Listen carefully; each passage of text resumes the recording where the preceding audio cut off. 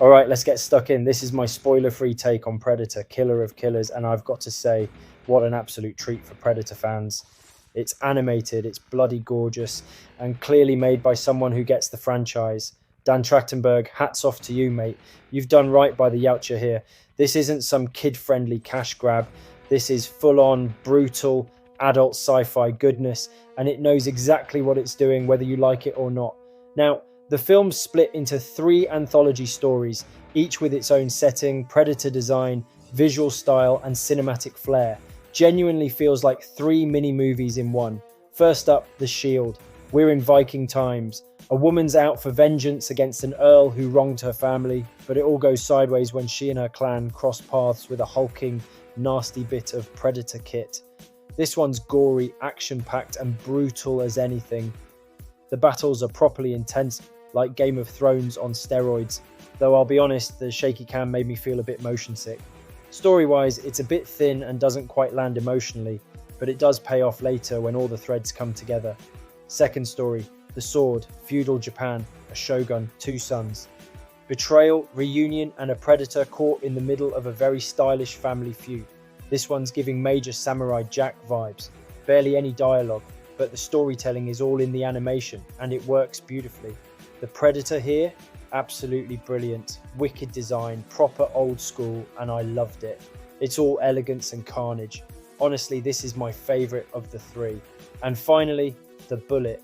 We've got a young Latin American lad, a bit of a daredevil, speed junkie, can't fix a tap to save his life, ends up drafted into World War II, flying fighter planes.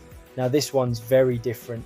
A Predator encounter set in the skies, flipping between warplanes and spaceships. Yeah, you heard me. The visuals here are top tier. Some seriously cool dogfights and unique camera work. Very creative. The story's simple but satisfying, and it feels fresh for the franchise. Again, not everyone will like it. All 3 stories eventually connect in a clever way, with a few cheeky Easter eggs for long-time Predator fans.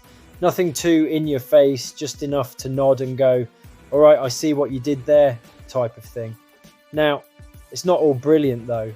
I've got a couple of gripes from a filmmaking standpoint. First off, the sound mixing is dreadful.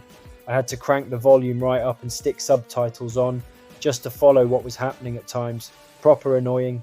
Second, motion sickness. The Viking episode's camera gets a bit overexcited, but it calms down later. And third, the stories are pretty thin overall. Great style, not loads of depth. But it's an anthology, so fair enough. Still, on the whole, this is a cracking piece of animation. Visually stunning, clearly made with passion, and it adds some bold new ideas to the Predator universe. It will divide opinion, especially among lore purists. But for me, I'm just doing this review solely on it as a piece of filmmaking. And it's great. I'll be going into a more in-depth review in a later video shortly, so please subscribe to hear my honest spoiler take on the film. Anyway, if you're a Predator fan, watch it.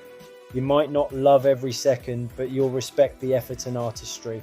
Hit that subscribe button if you haven't already, and keep your eyes peeled for my full spoiler breakdown coming soon. Until next time, peace out.